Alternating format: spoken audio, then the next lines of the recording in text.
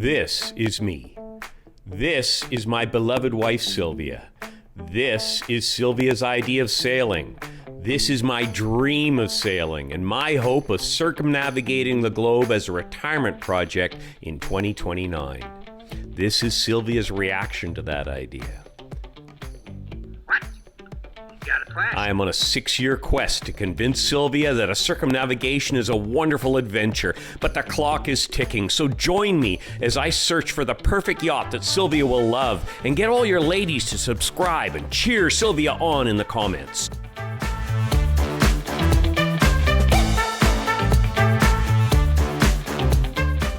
Welcome back to Naval Gazing at Camp David. This week we're heading back to the Atlantic coast of France for a future yacht episode and a look at an exciting upcoming launch, the mighty Bali 5.8.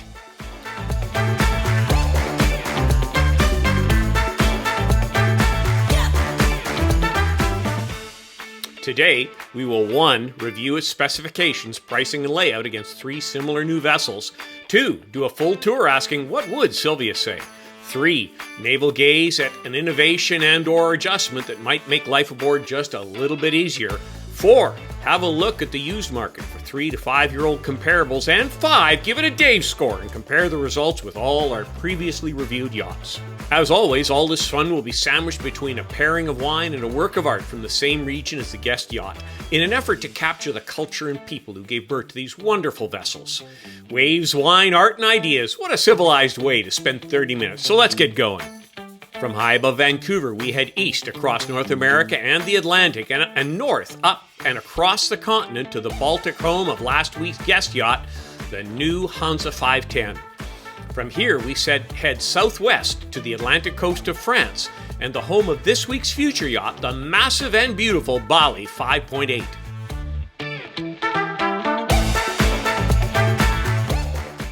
Finally, we hop southeast to the Mediterranean side of France in the vineyards of this week's wine pairing, Brunel de la Gardine Côtes du Rhône 2021. Aged in stainless steel tanks, the Brunel 2021 is a deep reddish garnet color in the glass. The nose is intense with distinct aromas of black fruits and prunes, licorice, and leather as a result of a high proportion of Syrah. The palate is beautifully velvety with very delicate tannins. This wine is perfect to drink now, but will cellar well over the next 5 to 8 years. The winemaking tradition of the Brunel family goes back to the 17th century. Gaston Brunel, a famous negociant, acquired the Château de la Gardine in Châteauneuf-du-Pape in 1945. The estate is now run by his 2 sons, Maxime and Patrick, with the help of their wives, Maurice and Eve, and some of their children and grandchildren. The estate spreads over 52 hectares of vineyards, 48 red and 4 white, and 20 hectares of forest, all gathered around the property. Le Jardin is famous for its quality wine production and the uniquely shaped Jardin bottles, which are based on the one Gaston found in his vineyard from the centuries before. Around 10 years ago, the Brunel family of Château de la Gardine went back to their wine merchant roots to produce the Brunel de Jardin range, allowing them to offer a wide range of both southern and northern Rhône appellations. Today, around 70% of the total production is exported to about 30 countries. The wine is Grenache 60%, Mourvèdre 20%, and 20% Syrah. This is a first-class Côte du Rhône that is made from Grenache, Mourvèdre, and Syrah. The bouquet exudes aromas of red fruit with some spice behind. The palate is full, juicy, and again dominated by red fruits with some notes of sweet spices and some notes of the terroir. The tannins are supple yet well supported for the mouth-filling fruit flavors, and the whole offering is bold, well-structured, and generous. Oh, delicious. Let's go have a look at that boat. Cheers. Having a look at the renders of the new 5.8, I mean, this is quite a vessel. And the beauty of the sheer length of the 5.8 is that the whole hull form starts to come into its own once you really stretch it out. Looking pretty guppy-ish down to 4.2. Once you get into 5.8, it really starts to take on an attractive look. It's no longer sort of the boxy Volvo of the seas. As you can see here, she's a handsome vessel. In our comparison today, we'll be looking at the Bali 5.8 open space, the Samana 59, the Lagoon 60, and the exquisite 60 solar sail. Having a look at the profiles here, you can see that they're all pretty attractive, especially when you get to this length.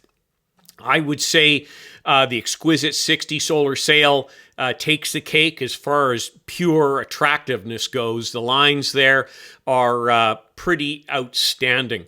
Having said that, you really haven't much to complain about with any of the other three. And Lagoon, which tends to look a little rounded, when it's stretched out to this form factor, really starts to look attractive. As we head down onto the cabin tops, all but the exquisite solar sail have something going on up here. So the Bali 5.8 open space has a massive upper flybridge. I mean, this thing is huge. And when you combine that with that massive solid foredeck, literally, you could probably have 2 football games going on at the same time on this thing. You still retain something of an exterior cockpit. You're somewhat abbreviated, but you have that very wide aft settee at the very aft of the boat. And of course, those beautiful free open weather decks with no hatches in them at all. The Samana 559 is gorgeous again. Massive, beautiful upper flybridge area. Beautiful forward cockpit. And in this case, they actually, all of them, the 60, the Samana, and the Bali 5.8, now have interior full access to a beautiful full forward cockpit. And on the Samana 59 here, you can see the sheer size of that forward cockpit. It is really something. Again, the Samana, as with the Lagoon, retains the more traditional separated enclosed saloon with the large open exterior cockpit, which, when you get into these sizes, I'm not sure there's a great argument for the Bali garage door anymore because there's just so much space inside here. Moving over then to the Lagoon 60, beautifully executed. Again, massive, very functional upper flybridge area, huge spaces for sunbathing, socializing, barbecuing, you name it. It really is something. And of course, you've got the integrated swim platform, dinghy lift on the aft. And as I mentioned, you have the traditional separated indoor saloon, outdoor aft cockpit. But you have a beautiful saloon to forward cockpit door and a beautiful dedicated forward cockpit on this vessel. I mean, she really is something. The exquisite 60 solar sail, she is a beautiful design. You don't have the forward cockpit, forward access. You don't have the flybridge. Having said that, there are many who will prefer this design with the mid bulkhead mounted helm. You've got nice communication with everybody in the aft cockpit and the enclosed saloon. You do have a faux front cockpit area with factory cushions, as you can see there on port and starboard. And you have massive integrated solar on this thing. So as far as being able to be off-grid and independent for extended periods, this is amazing. And the design is for more performance orientation. They have taken the pendulum and pushed it over to performance, whereas the other three definitely are pushed to the other side of comfort. So, you've got a lower freeboard and lower windage. You got more sail because your boom is lower. You can access your boom from the cabin top. There's a lot to be said there. It's just which camp do you belong to?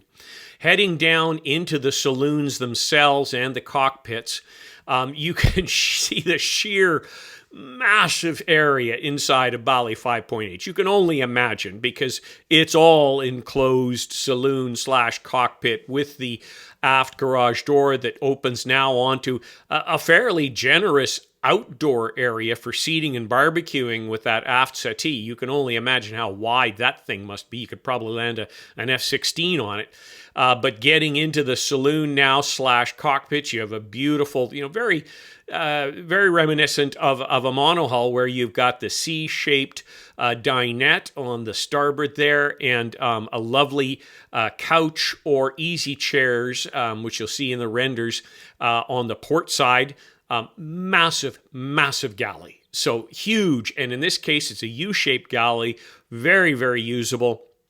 And a huge, full-sized residential fridge, freezer. Lots of space now for your nav desk. Myself, I'd yank whatever stool they have in there, and I'd put in a full-sized helm chair from that you'd typically see in a trawler. You've got the space, the real estate to do it there. Then moving forward, again, right through that door access into the huge forward area. You've got the forward cockpit. You've got the massive solid foredeck with sunning cushions out there. I mean, absolutely in the extreme. The Samana 59, much more traditional. I really do quite like it.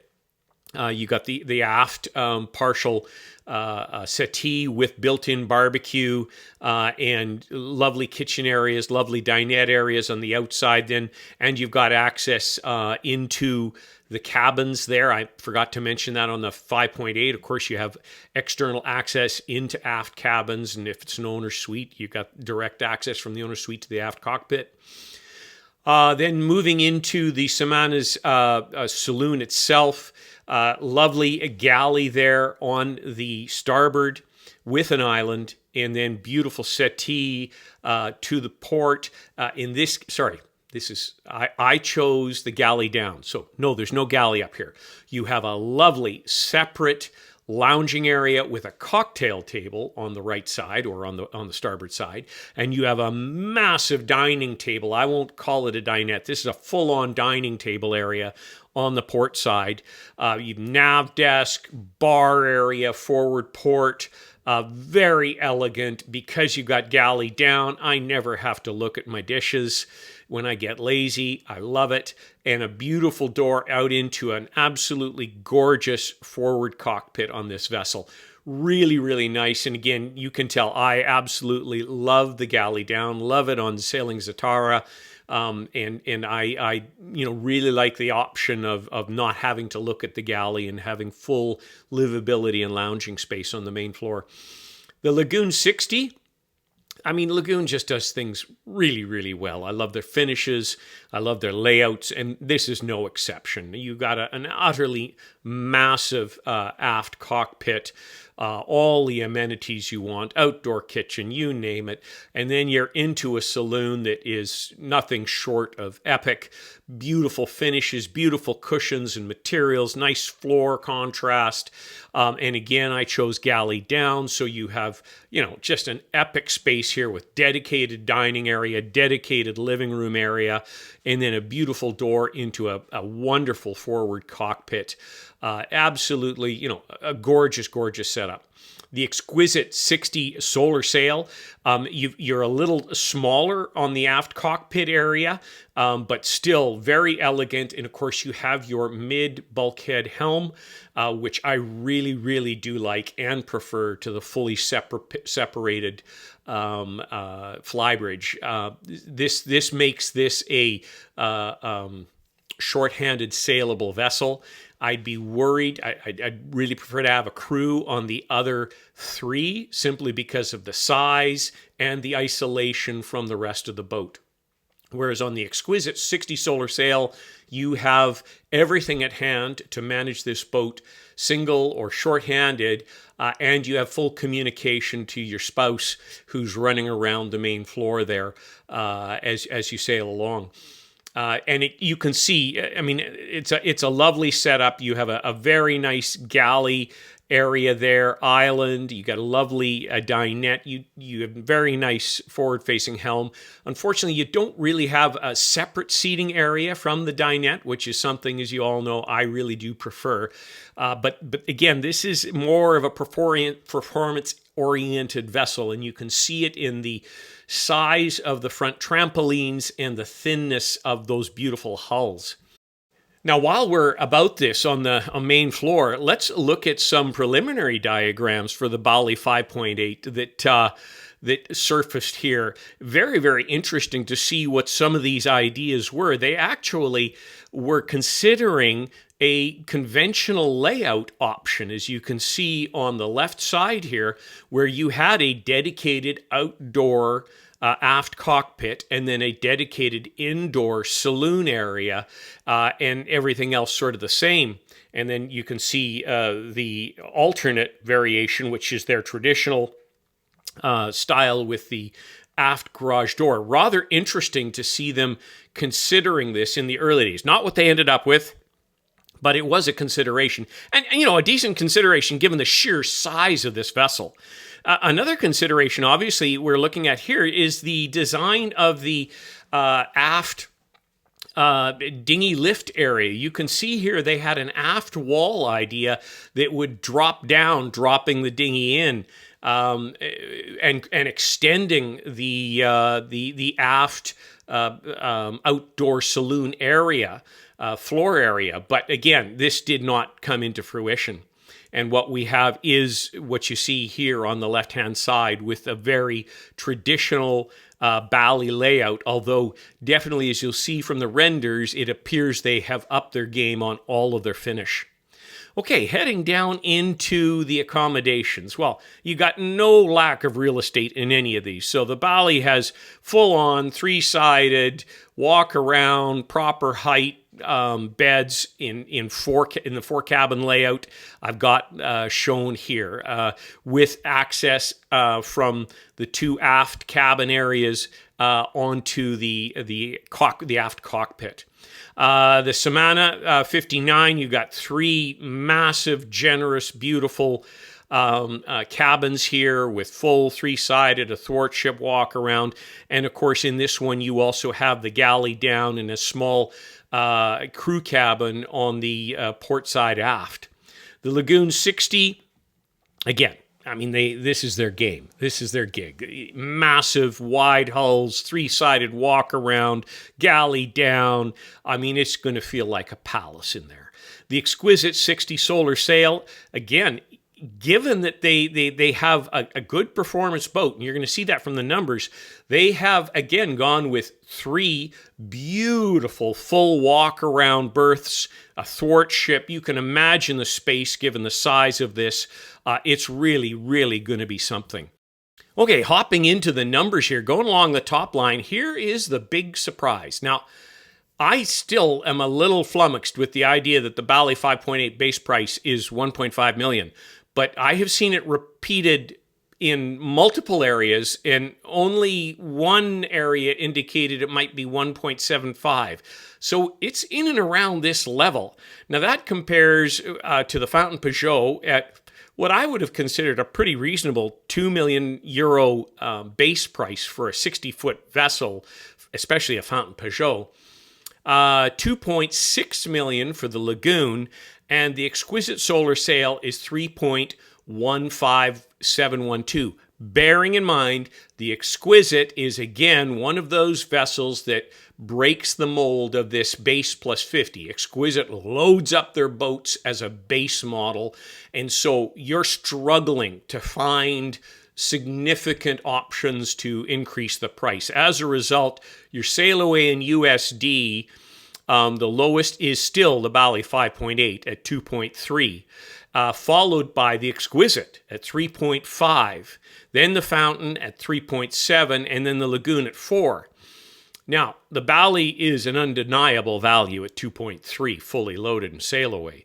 But the Exquisite at 3.5, given the nature of that vessel, the materials involved, the technologies put in there, you're talking about a standalone vessel that can sit off grid for indefinitely. in the right conditions. That's a heck of a value.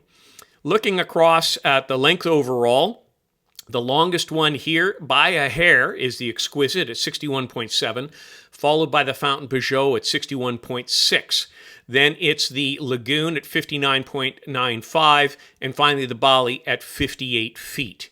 The beam on these, it is the Lagoon at 32.45 feet, then the Fountain at 31, then it is the Bali at 29.7, and the Exquisite, a little slimmer, at 29.2. Heading across the draft, here it's the Bali wins. She's only 1.47 meters or 4.83 feet for a vessel of that size. You can get to a lot of cool anchorages at that low a draft. The next one is going to be the Exquisite at 5.4. Then the Fountain, just a hair deeper at 5.45. And finally, the Lagoon at just a hair deeper at 5.5. Bridge deck's clearance, I got it on 3 out of the 5. Couldn't find it on the Lagoon. So out of the 3, the best bridge deck clearance is the Bali at 1.83. Now that is an estimate, about 6 feet, and I'm basing that on extrapolating from the 4.8 and the 5.4. And then it would be the Fountain Pajot at 1.74 meters or 5.72 feet, and then the Exquisite at 1 meter or 3.5 feet. Still plenty, and it keeps that windage down on the Exquisite as well. Looking into displacement here. So as we look across, the lightest, and this should raise eyebrows, is the Bali 5.8 at 54,957 pounds or 24.9 tons. Now just a hair heavier is the Exquisite at 24.94 tons versus the 24.93 tons of the Bali. And the Exquisite is a big boat. Then it's the Fountain Pajot at 28.2, usually one of the lighter ones of the big production boats. And of course the Lagoon, the big girl, at 34.6 tons or 76,293 pounds.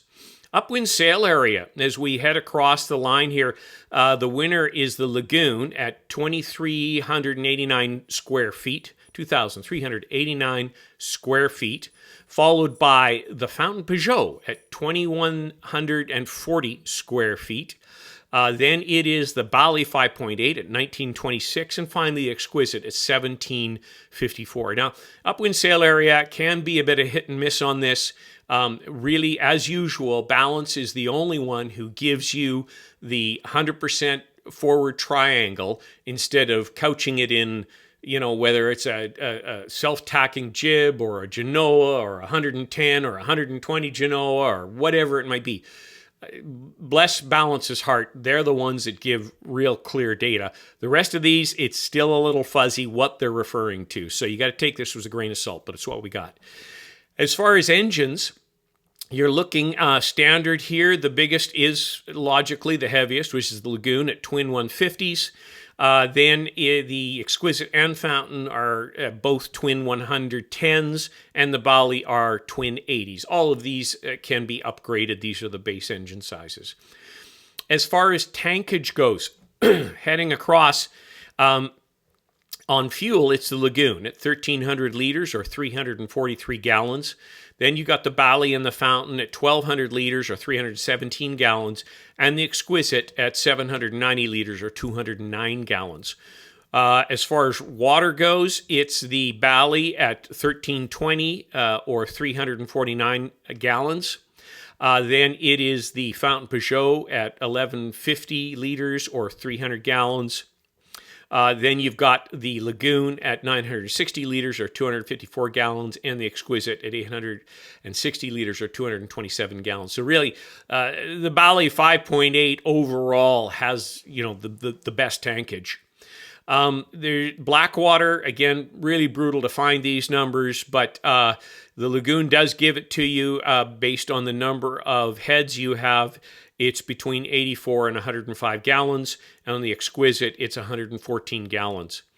down into this area that I wish you would beat on your brokers and manufacturers for, and bless Balance's heart, once again, they are the only manufacturer that gives all of this data on their current models, the 442, 482, and 526.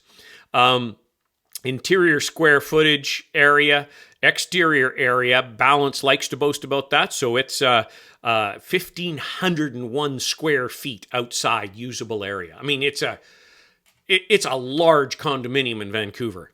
Looking down, the next thing we have is total fridge capacity, freezer capacity. Again, really hard to find the base levels. The Bali and Fountain Peugeot gave it to me.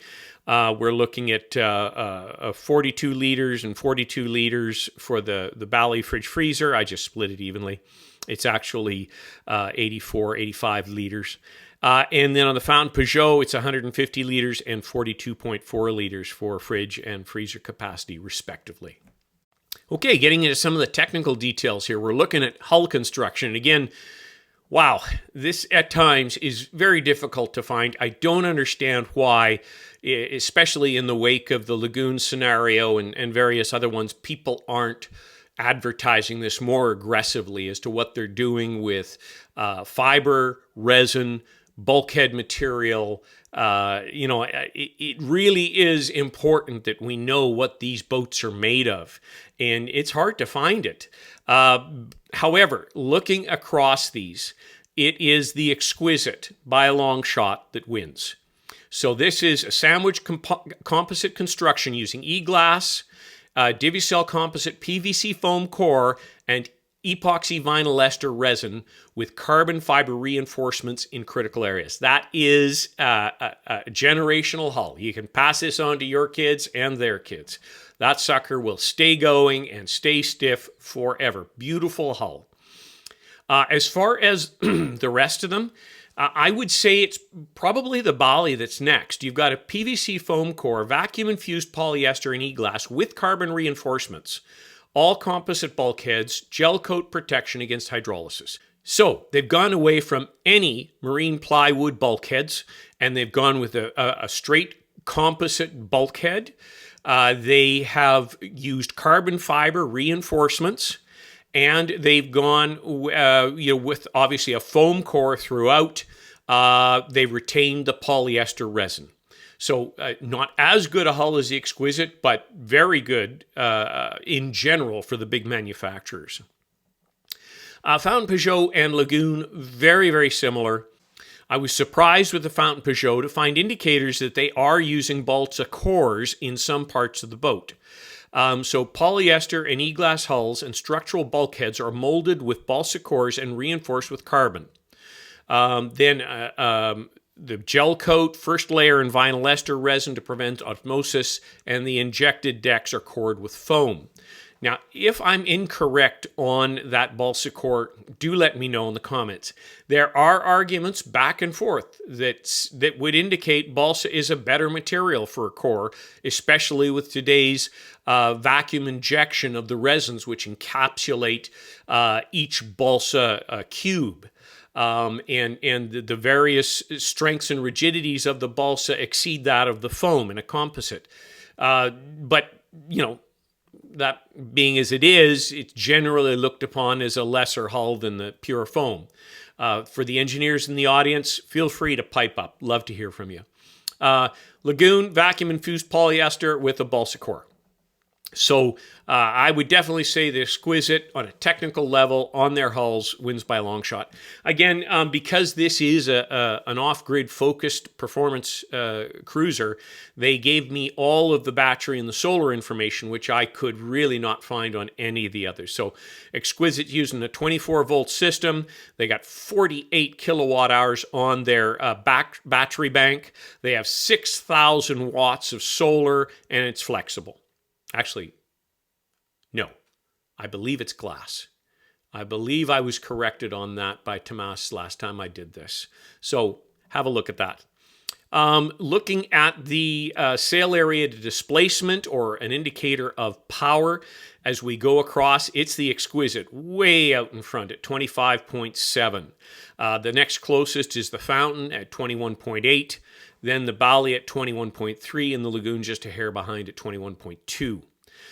Displacement to hull length at the waterline, or an indicator of heaviness. Lowest number wins here, and by a long shot, it's the Exquisite at 123.3. The next one is the Fountain Peugeot at 136.2, then the Bali at 147.5, and the Lagoon way up there at 160.1. Looking down at the KSP number, or a theoretical indicator of what the speed, percentage of wind speed would be at 10 knots of wind, we are looking at the Exquisite way out in front at 79%, which is a really respectable number. Next is going to be the Fountain Peugeot at 71%, which again, for a large, incredibly luxurious production vessel, is a respectable number. Next is the Bali 5.8, very close behind at 69%, and then the Lagoon at 68%, which I think is better than any of the smaller vessels anyways. If you're enjoying the content, please take a moment to hit the subscribe button, then share the channel with a couple of friends and hit the like button. It's free and really helps the channel. You can also join our crew on Patreon, where you can enjoy ad-free viewing as well as downloads of the Excel specification and PowerPoint layout comparisons while helping the channel for a few dollars a month.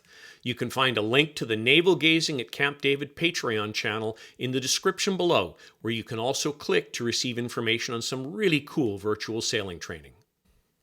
Hopping on board, what would Sylvia say? Well, what's she going to say? This is a palace. It's bigger than most Vancouver condos. Aft, they've got a very neat dinghy lift, which you don't often see on Balis. I think you could do it aftermarket in the 4.8. I've seen it. But here you've got it as a factory option. And speaking of dinghy lifts, let's naval gaze at a really interesting lift concept. Generally, on the smaller yachts, we don't have those platforms. We have these rather eyesore-ish aft lever lifts that don't do much other than lift the dinghy and sit there. They really don't look that good. They don't have any other purpose, and they look a little messy when the dinghy's up in place. Well, Lagoon has come out with a new twist on this, where they dual purpose it. Look at that. When it goes down, you've got an extended aft deck. You've got factory cushions that go onto it. What a logical thing to do. And when it's up, it creates a backrest. I think that's really, really cool. Back on board, we're heading into the port side guest cabin. You can see the positioning there down in the lower right-hand corner of your screen. If these renders are to any indicator, you can see that quality of the beautiful teak veneers they're using is substantially better than what we're currently seeing in the Balis. Again, there's a quick look of your perspective looking aft. We're going to head now up and out and across to the starboard side and into the master cabin here. And boy, she is beautiful. Look at the space around that bed. You can see your perspective. You're looking aft.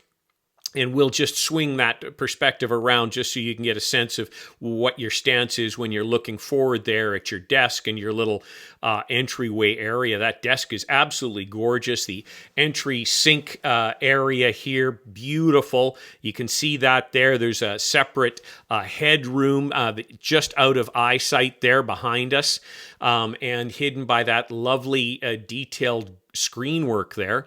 Now we're forward looking back again at that desk area. Very, very nice, full-size desk. Now we're going to look here forward at where the beautiful, massive shower is fully forward. You can see it's almost the width of the boat. This is Phil Berman sized shower stall. Now we're going to head out and up and onto the aft here. You can see the quality of the furnishings they've got here really look nice. Look into the space here. There's your perspective. And it's really quite something when you're looking around here. Heading over here to these club chairs and a lovely bar in between, then that massive full-size refrigerator, beautiful forward-facing nav station, absolutely gigantic, and then over to this amazing galley area here, really, really nice, full C-shaped galley. You're very secure there. We're looking aft over at the beautiful refrigerator, and across the galley area there you can see in the layout your nav station. Look at these what appear to be twin ovens in this galley. I'm not sure if that's the case or if I'm looking at a dishwasher, but there you go. Now we're going to head on to the forward cockpit area. Absolutely beautiful. They've gone with real wood tables in the cockpits as opposed to the plastic ones, which I absolutely love. Now, on this one, they show a plastic one, so hopefully there's an option for the real teak, and I put a high gloss on that one, as you can see.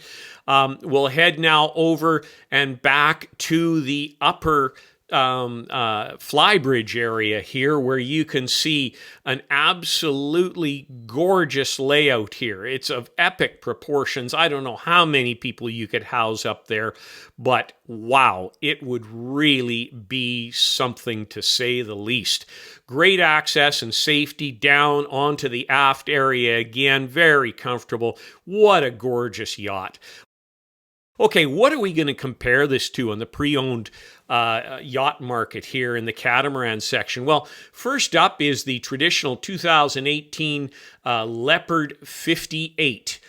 Massive vessel, gorgeous boat with probably the biggest flybridge on the market. And they're looking at $1,600,000 versus our sail away for the brand new Bali at 2.3. So we got a delta of about 600,000, but we're looking at a 6-year-old 58. Depending on the layout on the 58, I'd be tempted to go with the Leopard on this, although probably from a luxury feel based on the finishes that they're showing in the renders, the Bali, wow, it'd be a tough call. I prefer the Bali finishes. Wow, if the budget was a concern, it would lean towards the Leopard on this one. Next up, we are looking at a Sunreef 60, massive vessel, kind of a transport barge with a sail on it, with super luxury inside. Not a great sailor, massive weight. Beautiful vessel. They're looking for $3.350 million versus $2.3 for $1 million delta. I'll take the brand new Bali, quite honestly. I'm not a big fan of the general look and feel of the inside of the Sunreef. Next up, we're looking at a 2018 Lagoon 620, 62 feet of Lagoon luxury. They're looking at 1.880 versus the Bali at 2.3.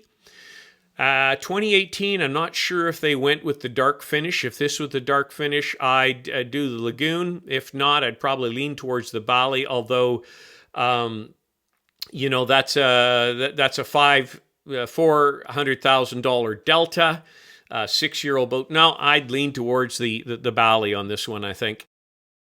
And now, last but not least, just to set some people's hair on fire, I threw in a Outremer 5X 2019. So we're looking at a 5-year-old, high-performance, beautiful vessel. They're asking 1.9 versus our sail away Bali at 2.3. For my purposes, I'd take the Outremer on this one. I know that might sound counterintuitive, but there's just so much space in an Outremer of this size. That's a decent price for it. And it is a vessel that will go anywhere at any speed. And I think it would do my job better for me. Okay, monohull heresy. What the heck do we look at? Because we're adding 20% to this. So we're, up in the 70-foot level. And there's not a lot of vessels here. So first up is a 2018 C&B 76. Beautiful vessel, 6 years old. They're asking $2.950 million versus a brand new Bali 5.8 at 2.3. Sorry, it would be the Bali. Heading now into a 2019 Nator Swan 78. A 79-foot beautiful luxury cruiser at $6.970 million.